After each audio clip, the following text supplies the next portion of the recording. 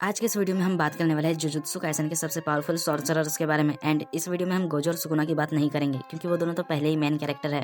हाँ यार, गोजो और सुकुना तो उसमें उनके टाइटल्स भी यही है, Gojo the strongest and Sukuna the king of curses. Yuji तो अपनी बूंद लेके बस ऐसे ही घूम रहा था पूरे एनीमे में। इस वीडियो में हम ऐसे सॉर्सरर्स की बात करने वाले हैं जो अपनी पावर से दुनिया को हिला देते हैं। तो चलिए वीडियो को शुरू करते हैं। Top 5 sorcerers other than Gojo and Sukuna. Number 5, Megumi Fushiguro. Megumi के पास है 10 शैडोज टेक्निक, जो जेनिन खानदान की सबसे खास तकनीक मानी जाती है।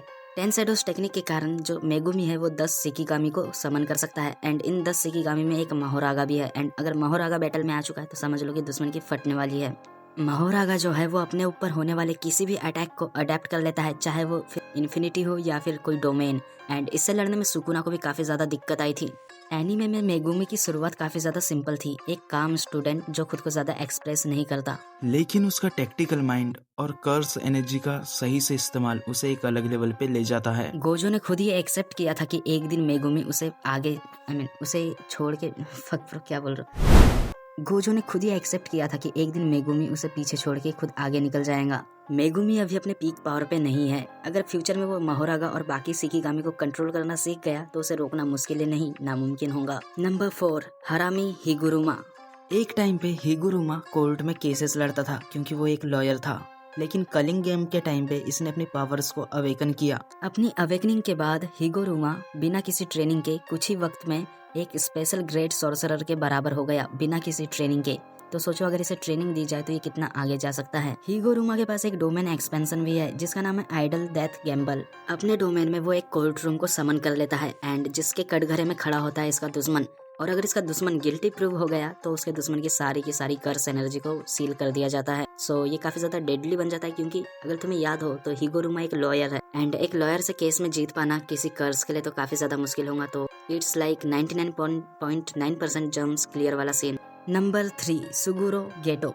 वो इंसान जो एक वक्त पे गोजो का सबसे खास दोस्त था और एक वक्त के बाद वो सबसे बड़ा दुश्मन बन गया। गेटो एक स्पेशल ग्रेड सॉर्सरर था एंड इसकी जो कर्स टेक्निक थी उसका नाम था स्पिरिट मैनिपुलेशन। इस कर्स टेक्निक के कारण गेटो जिस भी कर्स को हरा देता था उसे वो अब्सॉर्ब करके अपनी कर्स आर्मी में जमा कर देता था एंड बाद में वक्त पड़ने पे वो उनका इस्तेमाल करता था।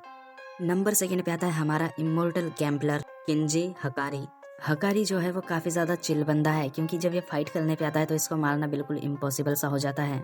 उसका डोमेन एक्सपेंशन एक मशीन चलाता है जिसमें अगर उसको जैकपॉट लग गया तो उसको अनलिमिटेड हीलिंग मिलती है। और मजे की बात यह है कि ये मशीन वो लगातार कई बार चला सकता है।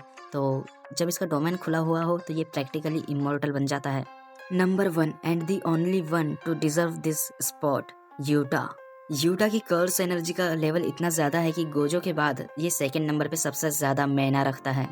यूटा का सबसे बड़ा हथियार है रिका। रिका के जरिए वो किसी भी सॉर्सरर की टेक्निक को कॉपी कर सकता है और हाँ, डोमेन एक्सपेंशन को भी। सो समझ लो, ऊपर से यूटा का टैलेंट भी कुछ कम नहीं। उसने रिवर्स कर्स टेक्निक को इस लेवल पे मास्टर कर रखा है कि किसी भी फाइट के दौरान उसका जो स्टेमिना है वो अनलिमिटेड हो जाता है।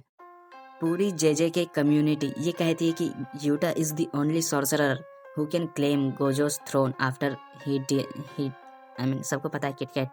So that's it for today's video guys and I hope कि आप लोगों ने इस चैनल को सब्सक्राइब कर रखा है एंड मिलता हूँ आपसे नेक्स्ट वीडियो में। तो तब तक के लिए बाय बाय एंड सी या।